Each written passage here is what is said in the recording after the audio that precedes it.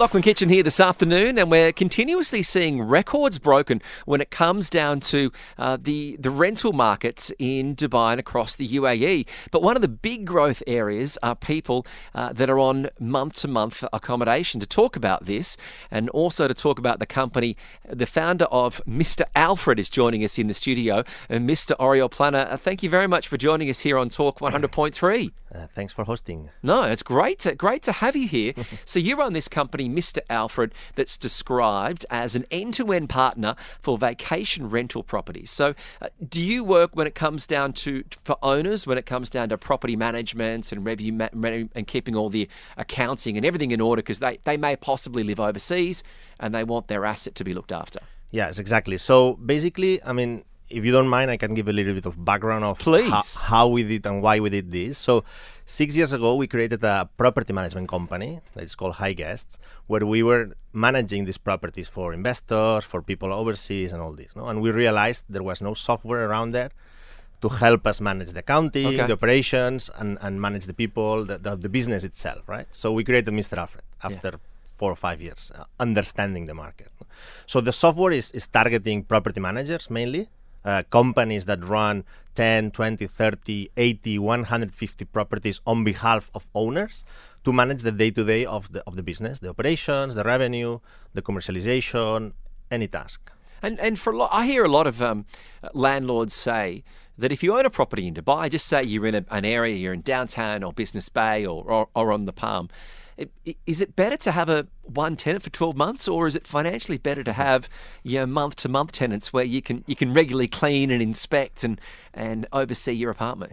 Yeah. It's the question that we get every day, 20 times, right?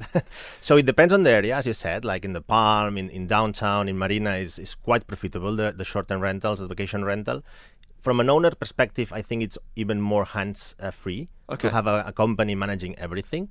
And you get better returns. You need to see the Expo, the World Cup, how Dubai is full of tourists. I mean, even in summer now that is hot, I mean, you see tourists coming here, right? Yeah. So it's definitely more profitable for owners. And I think from also a peace of mind perspective, it's better to use a property management company for short-term rentals. Now, Mr. Alfred, you're the founder of it, but you're also the founder of the Alternative Hospitality Council, otherwise known as the TAHC. What made you want to set up this council? Exactly. So one of the pain points was the software side, and the other one was that in Dubai, the industry was very fragmented. So hotels have a lot of power. Real estate companies have a lot of power, but holiday homes was very new. Companies, I mean, we started it 6 years ago, and all that we started was 6 years ago. So we said, okay, we need to go all together, talk about things that matter to the companies, try to share know-how, maybe get training or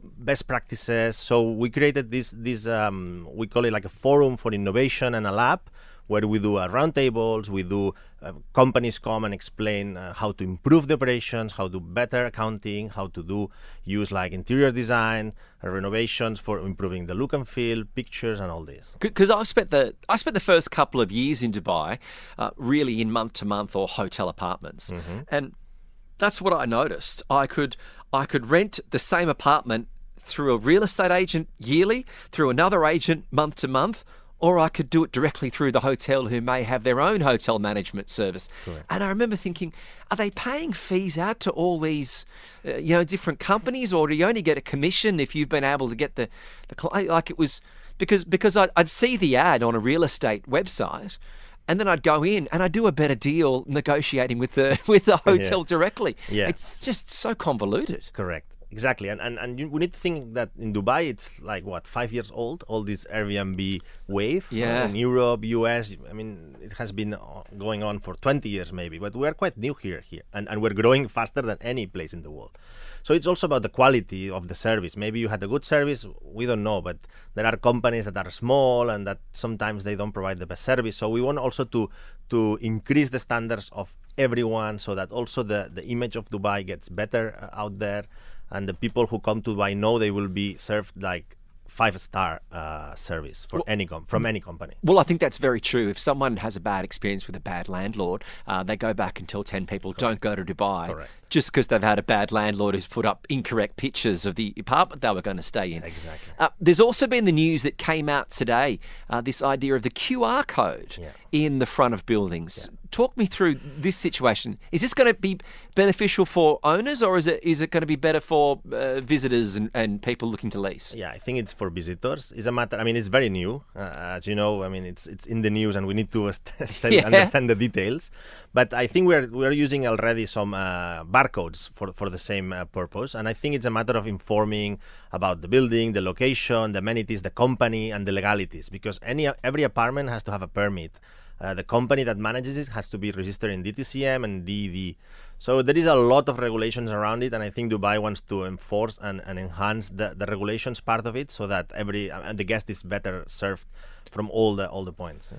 You mentioned how this month-to-month Airbnb is quite new, because many things in Dubai are new, but they're growing faster than any other city.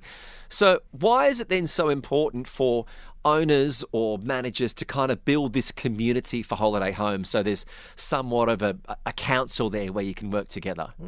Yeah, for this reason, because I mean, we all know Dubai, right? We come from different cultures, different countries, different continents, different ways of working, right? And then you need to build a culture that is from Dubai, right? So we want to do that. We want to help all the people in the industry to come together, to as I said, to educate, to maybe bring best practices from other regions. In the last event, we had people from the UK coming here. We had people from Europe, from Spain coming here. We had, and we are planning to do the same in September, in October. So we are bringing people from abroad to explain their processes, their products, how they can improve the operation of the members of the council. And so you've had a lot of sort of success with past events, haven't you? Getting people together and trying to, I mean, because that's always interesting, because you're sort of getting competitors to some degree. Correct.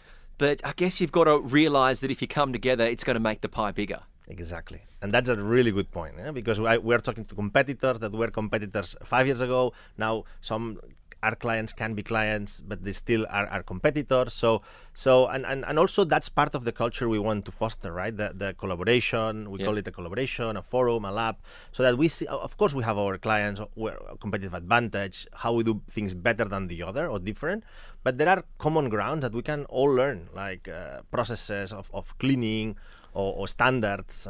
So that's what we want to do, collaborate. In that I think you're quite right. It's about having those standards. Correct. And therefore there's an expectation for people that are looking to travel.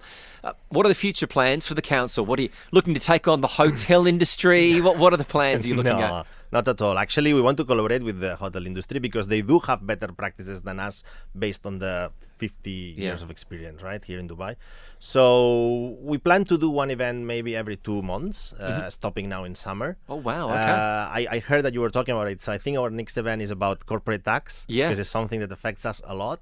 How it affects to our industry specifically. So we try to bring in experts. We have an expert in-house in the company for that, but we're going to partner probably with experts in taxes and things. So we'll talk about finance, accounting, and taxes.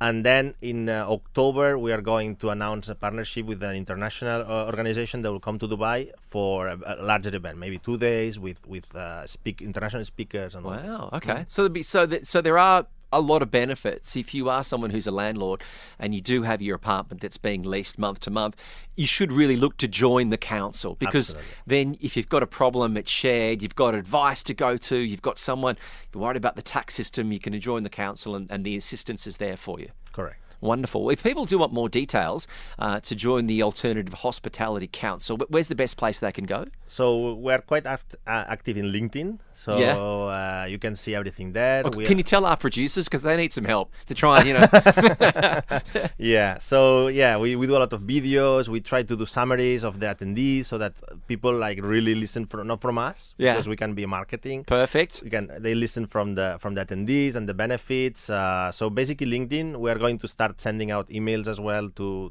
people that has registered to our newsletter. But basically in social media. And would you advise for many people, how hard is it to do this alone? compared to joining the council? Because a lot of people think, oh, I can do it. But it's almost the same as then they realise, I don't need a real estate agent. I can rent it out. And you think, oh, no, I better get someone. And then you realise, yeah, you've got to be part of councils like this. Yeah, there are plenty. I mean, in the end, we are good at what we are, right? Yeah. I mean, radio or other things, right? Yeah, sometimes, but yeah. So I mean, why don't you want to? You trust your car to a mechanic, and why you wouldn't trust hundreds of thousands of dirhams a year to experts, right? That's one thing. Second thing is like, why spend so much time in all this when you can enjoy Dubai, right? Or your home country, especially if you are abroad.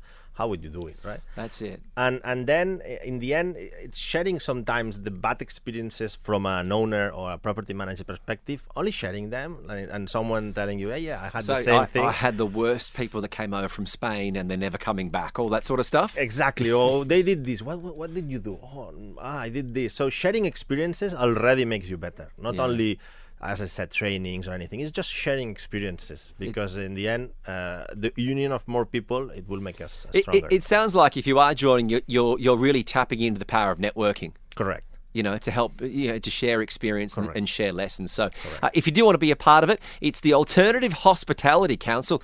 Why wouldn't you? All those services are there in property management or revenue management, and it allows you to have, if you're overseas, to have someone manage it for you. But if you're living here, it gives you more time to enjoy Dubai. Mr. Oriol Plana, congratulations on your success. Thank you. Sounds like you're doing very, very well with the Alternative Hospitality Council and also Mr. Alfred. If you do have any questions on that, let us know. 058686